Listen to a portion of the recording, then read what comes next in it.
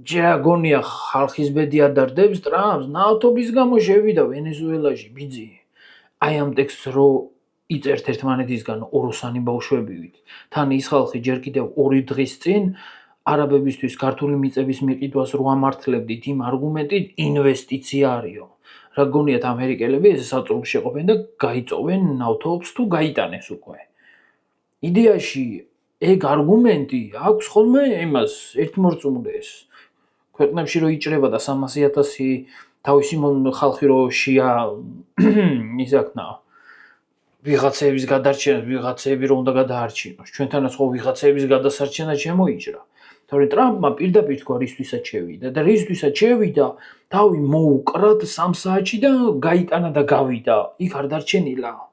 და ეგ ყველაფერი მოხდა იმის გამო ნარკოტიკები რო შექონდა მადუროს ამერიკაში და არაერთხელ ნავი ააფეთქეს, არაერთხელ გააფრთხილა მადურო და მადურო რო ფეხებზე იკიდებდა, ტრამპი არის ზედმეტად თავმოყარე და ეგ ფეხებზე დაკიდება არ აპატია და იმიტომ მოხდა ეს როგორც მოხდა.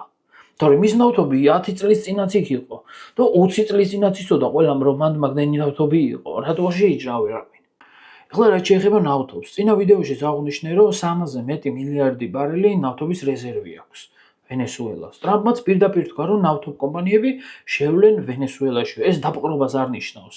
იცი რატო უხარია ეს ხალხს, რომ ეს ათობით და შეიძლება 100 მილიარდი დოლარის ინვესტიცია აქვს ქვეყანაში. ეს ახალი ინფრასტრუქტურა და სამუშაო ადგილებია ქვეყანაში, რომელიც იდეაში უნდა იყოს ერთ-ერთი უმდიდრესი სახელმწიფო, არის უღარიბესი. 1000 უბერდურება ხდება.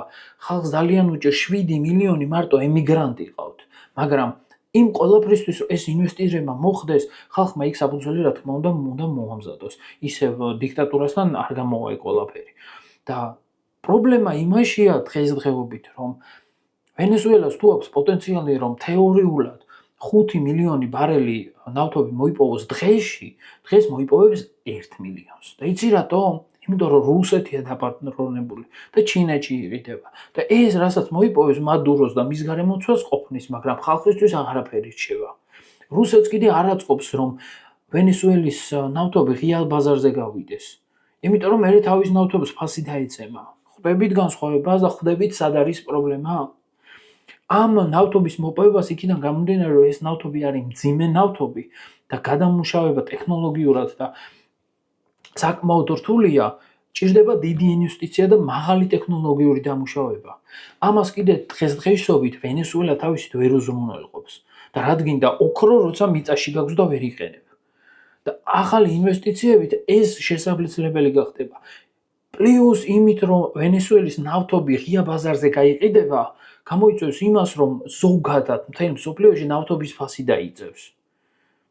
რაც ყველასთვის კარგია. ამას მოყვება ის რომ პროდუქტზე ფასი დაიწევს.